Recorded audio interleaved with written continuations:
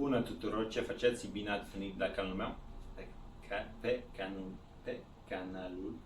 canalul meu. Bună tuturor, ce faceți și bine ați venit pe canalul meu.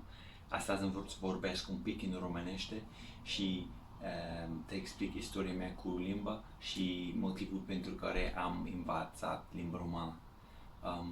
Mereu limbile străine m-au interesat, dar de fapt am început să o învăț acum 4 ani, după ce am întâlnit-o pe soția mea și la început m-am gândit că ar fi foarte ușor, numai pentru că deja am studiat 2 limbi la universitate, spaniolă și franceză, atunci una limbă nu va fi greu. Totuși m-am înșelat. Chiar după 2 ani nu vorbeam românește așa cum mi-a dorit. Trebuie să recunosc că nu învățam limba română pe tot parcursul de acestui timp. Ca toată lumea, viața se poate să fie aglomerată sau ocupată. Atunci aveam o pauză pentru o vreme, dar după aia mă întrebam de ce nu am avut atât de mult succes că spre deosebire de spaniol, de exemplu.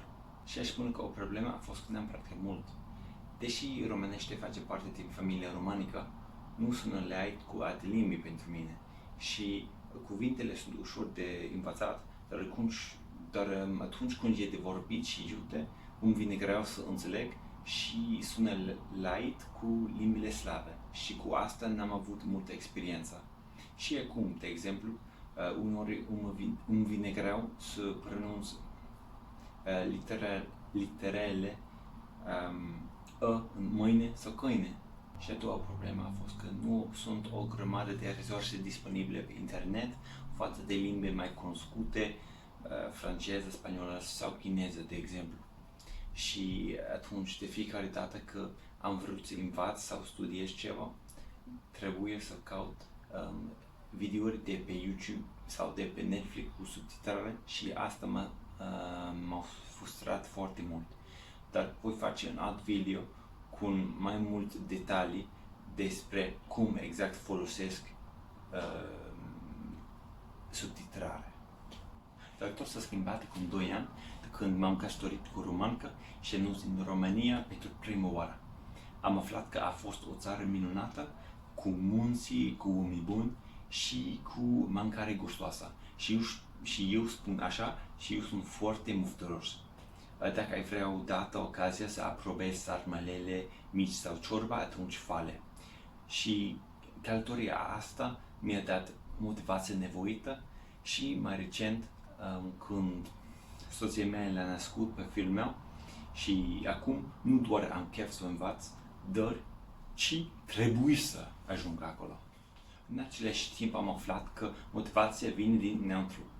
Și zilnic, de exemplu, vizez vorbind în limba română cu fiul meu, având petrecere românești sau călătorind din România cât mai repede posibil după pandemie.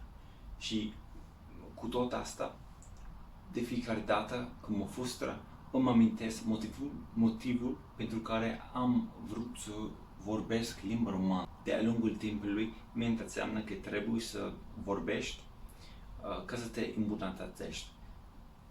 De exemplu, acum, în fiecare zi, vorbesc limba română și citesc. Eu cred că asta e foarte important. Dacă nu citești, nu vei înțelege nimic. Și bineînțeles că fac greșeli. E normal. Dar ceea ce are importanță în viața mea este acum faptul că pot înțelege știrile, înțelege referințele culturale și pot vorbi cu oamenii și asta mă face foarte fericit. Și gata, asta a fost povestea mea. Nu uitați, dacă v-a plăcut acest video, nu ezitați să mă urmăriți canalul asta și mulțumesc pentru vizionare. Pa, pa!